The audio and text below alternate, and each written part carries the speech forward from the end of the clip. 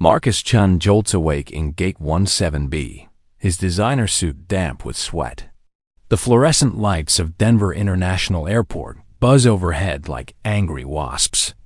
In his dream, Flight 447 spiraled through mountain peaks, metal screaming against stone. Passengers' faces pressed against windows as gravity claimed them. Now awake, the scent of airport coffee mingles with his fear. The boarding announcement echoes. Final call for Flight 447 to Seattle. Marcus stares at his ticket, hands trembling. The dream clings to Marcus like morning fog over the Rockies. He's experienced premonitions before, small ones that saved him from minor accidents, but nothing like this. The vision was visceral. The Boeing 737 banking sharply left over the Cascade Range, engines failing in sequence, the cabin filling with screams and the metallic taste of terror.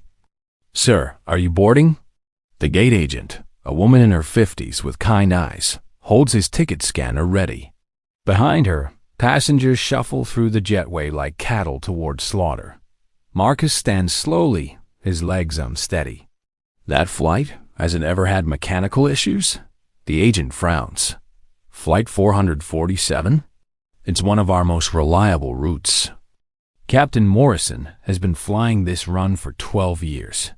Through the gate window, Marcus sees the aircraft gleaming under harsh runway lights. It looks identical to the one in his vision, same livery, same configuration. A maintenance crew wheels away a fuel truck, their yellow vests bright against the tarmac's darkness. "I need to make some calls," Marcus says, backing away from the gate. He pulls out his phone, scrolling through his contacts. Sarah Martinez, his business partner, answers on the first ring. "Marcus, aren't you supposed to be in the air?" "Sarah, I need you to cancel the Seattle presentation. Something's wrong with this flight." "Wrong? What are you talking about?" The words tumble out, the dream, the mountain peaks, the certainty of disaster. Sarah listens with the patience of someone who's known him for 15 years, who remembers when his intuition saved their startup from a disastrous merger. "Okay," she says finally. "If you're that certain, don't get on that plane." Relief floods through him as he approaches other passengers in the boarding area. A young couple shares earbuds, lost in their own world. An elderly man clutches a book about fly fishing in Washington State. A mother soothes her crying infant. "Excuse me," Marcus begins, his voice shaking. "This might sound crazy, but I have a very strong feeling about this flight. ... Double quotes. The young woman removes her earbuds, annoyed. "Feeling about what?" "It's going to crash. I saw it in a dream, but it felt real. More real than dreams should feel." The elderly man looks up from his book. "Son, are you feeling all right? You look pale as winter moonlight."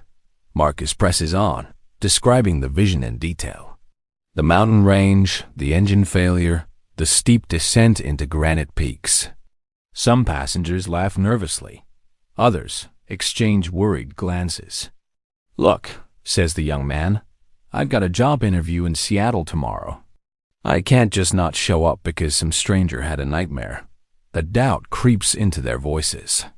The mother holds her baby tighter. The elderly man closes his book.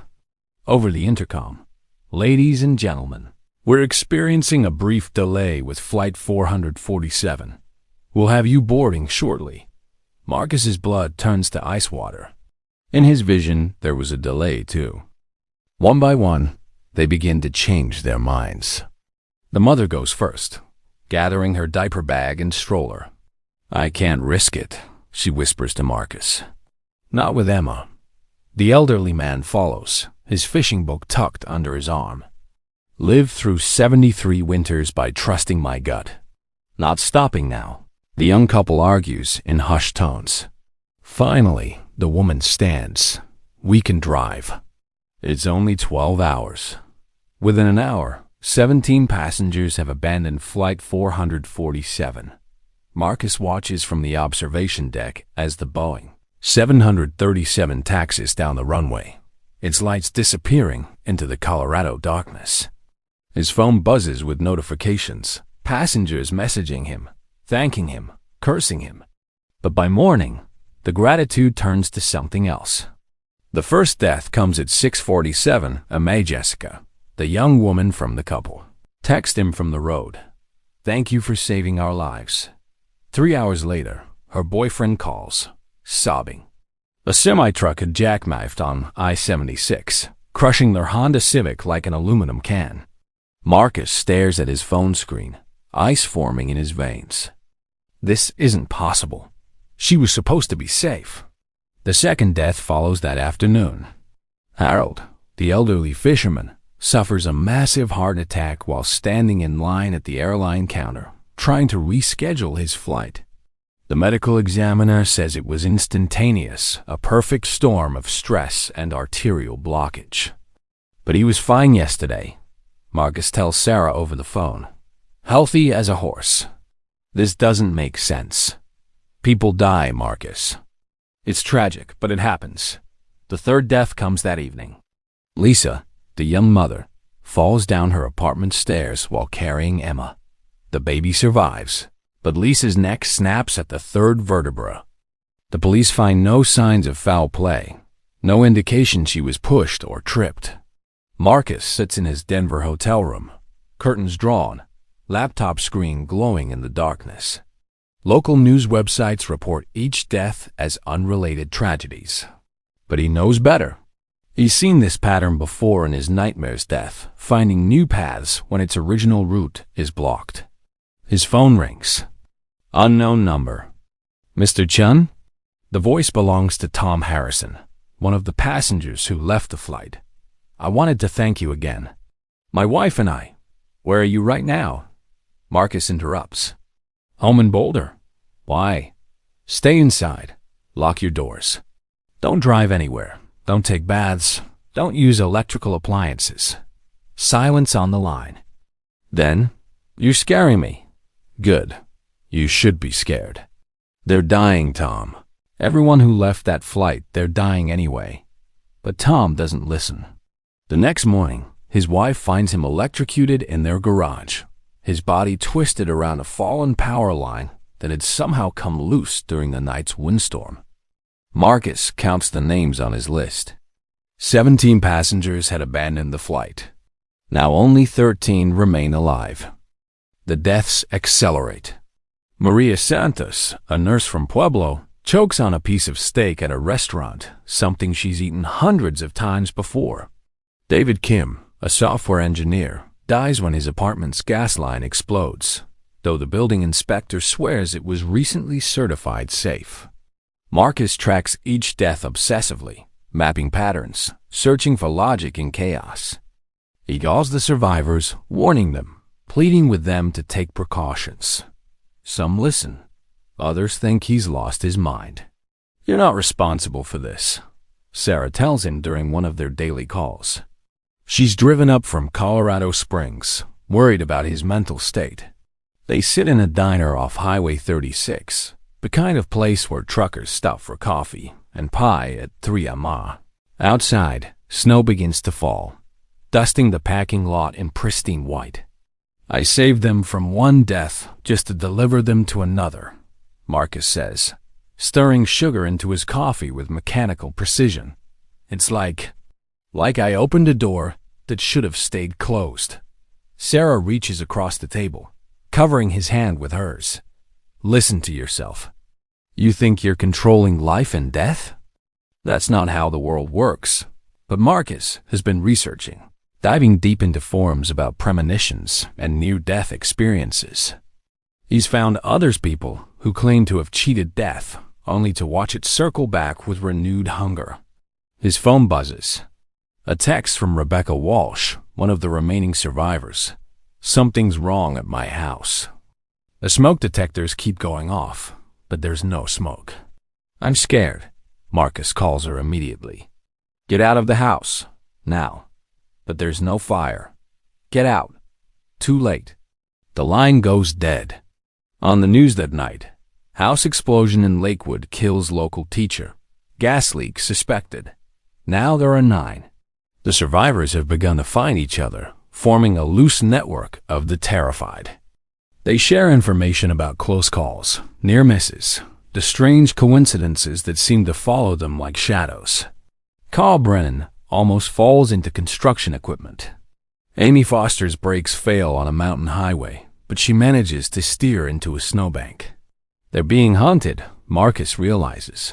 Systematically, efficiently. He sits in his hotel room, surrounded by printouts and photographs, red string connecting faces to death dates like some conspiracy theorist's fever dream. The pattern is clear. Death is working backward through the passenger manifest, taking them in reverse order of how they'd originally been seated on Flight 47, which means Marcus, who had been in seat 1, will be last. The realization hits him like a physical blow. He isn't his savior. He's the final course in death's meal, the dessert it's saving for last. Outside his window, Denver International Airport's lights blink in the distance like malevolent stars. Flight 447 would have crashed at approximately 10:30 p.m. Mountain Time. Every night since, at exactly that moment, Marcus hears the distant sound of jet engines screaming. But tonight feels different. Tonight, the screaming grows louder. 6 remain, then 4, then 2. Amy Foster dies when her hotel shower electrocutes her, the water somehow becoming conductor for a massive current surge. Carl Brennan's car veers off the mountain highway, the same one where he'd narrowly escaped death days before. The steering wheel locks, witnesses say. Just locked, as if some invisible hand had seized control. Now only Marcus and one other passenger remain alive. Dr. Elena Rodriguez, a surgeon from Albuquerque who'd been traveling to Seattle for a medical conference. She calls him at midnight, her voice steady despite the circumstances. "I've been thinking about the physics of this," she says. Elana's background is in trauma surgery, but her undergraduate degree was in theoretical physics. What if death isn't a supernatural force? What if it's more like a conservation of energy principle? Marcus paces his hotel room, phone pressed to his ear. Meaning? 17 people were supposed to die on that plane. The universe had already allocated that energy, made those calculations. By preventing the crash, we created an imbalance. A debt. And now it's collecting. Exactly. But here's the thing about energy conservation.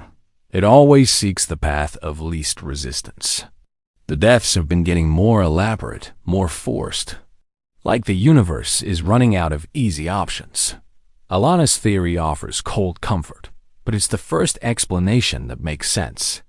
They discuss contingencies, ways to disrupt whatever force is hunting them. Stay in public places. Avoid anything that could be weaponized cars, electrical devices, even stairs. But death, it turns out, is infinitely creative. Elena dies the next morning while performing emergency surgery at Denver General. A gas line in the OR explodes something that should have been impossible with all the safety protocols. The surgical team tries to save her, but the burns are too extensive. Marcus watches the news report from his hotel room, numbness spreading through his chest like hypothermia. He's alone now, the last passenger. That evening, he receives a call from Denver International Airport. "Mr. Chun? This is Curran from United Airlines customer service. We have you listed as missing your flight yesterday, and we'd like to rebook you on tonight's 10:30 departure to Seattle." Marcus hasn't booked any flights. Hasn't even left his hotel room in 2 days. "There must be some mistake," he says. "No, sir. You're confirmed for seat 1 of Flight 447. We've been holding the seat for you." The phone slips from his numb fingers. Flight 447. The same flight number, the same departure time, the same seat he'd originally booked 2 weeks ago. But that flight crashed in his vision. This is impossible. Unless... Marcus grabs his laptop, fingers flying over the keyboard. The United Airlines website shows Flight 447 departing every night at 10:30, Seattle bound.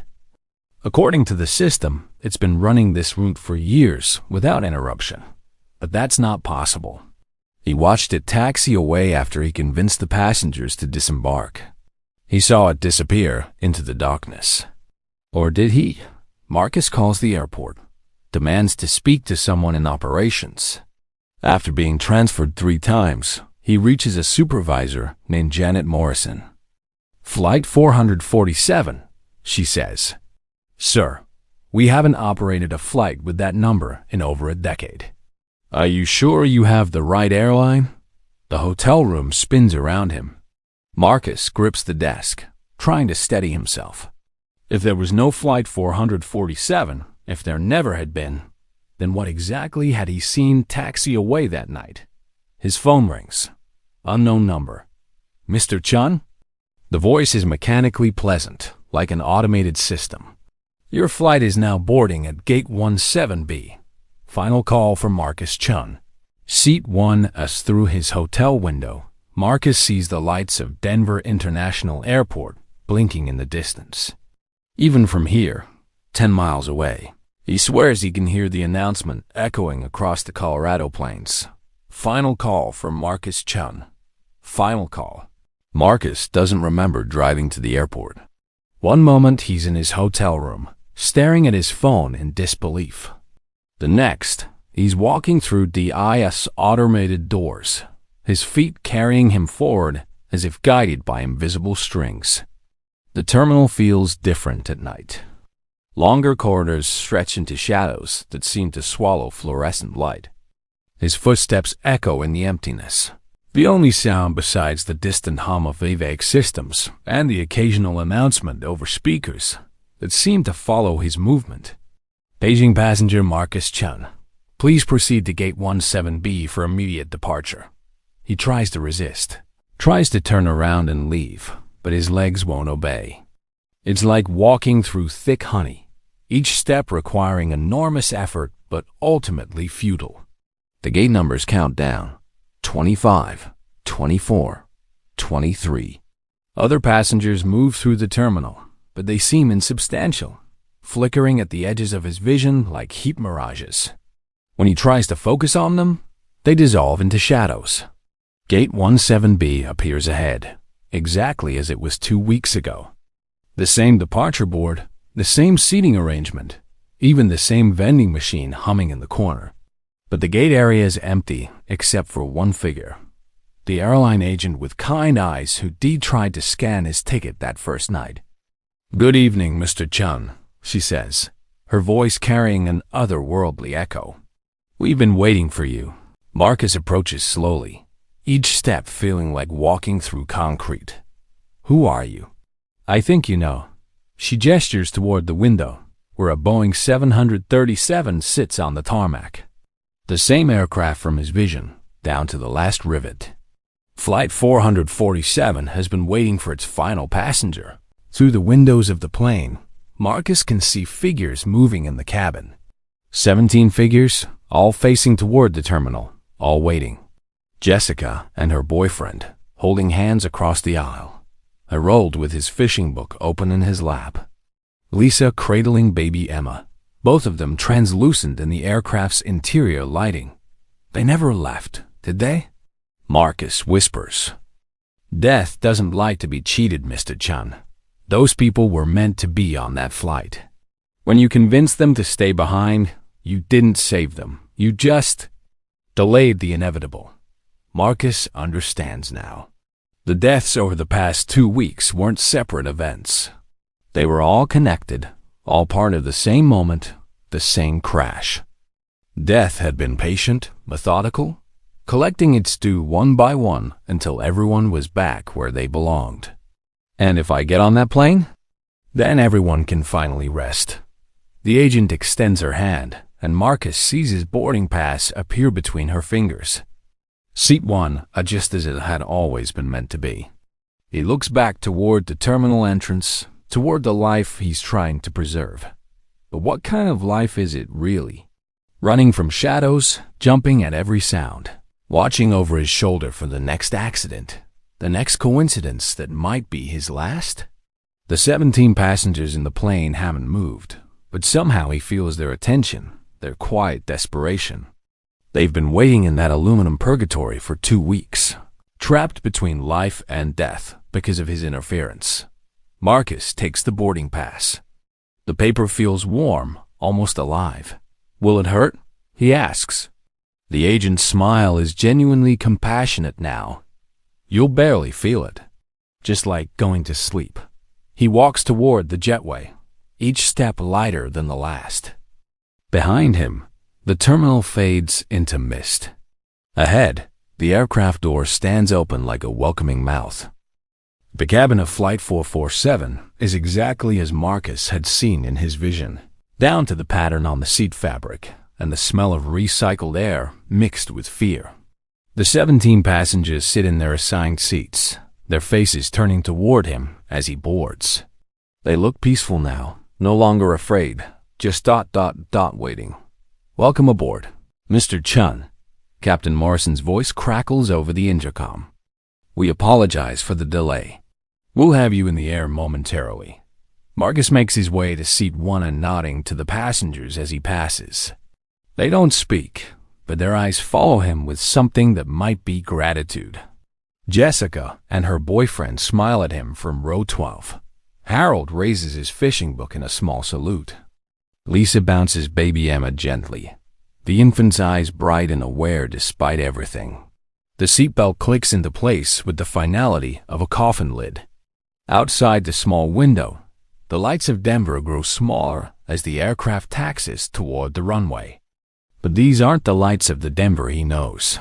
This city stretches impossibly far, its glow extending to the horizon like a galaxy viewed from space. "Ladies and gentlemen, this is your captain speaking. Flight time to our destination will be approximately..." Wow, time works differently where we're going. The engines spool up, their whine filling the cabin with familiar aviation sounds. Marcus closes his eyes and remembers the vision that started it all.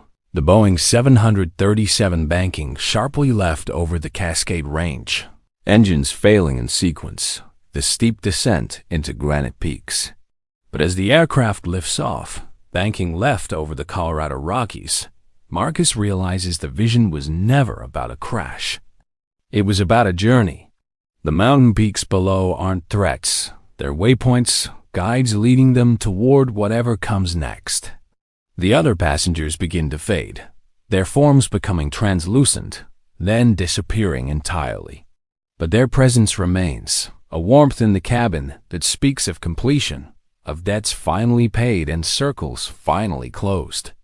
Marcus feels his own edges blurring, his consciousness expanding beyond the confines of flesh and bone. Through the aircraft windows, he sees not mountains, but possibilities. Infinite paths branching out like the neural networks of some cosmic mind. The last thing he notices is the sound of the engines changing, their mechanical whine transforming into something like music, like voices singing in harmony. The aircraft doesn't crash, it simply transitions, carrying its passengers from one reality to another. Back in the Denver International Airport terminal, the departure board flickers and updates. Flight 447 to Seattle, departed on time.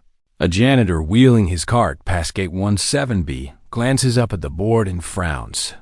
He's worked the night shift for 15 years, knows every flight number by heart. There hasn't been a Flight 447 in over a decade.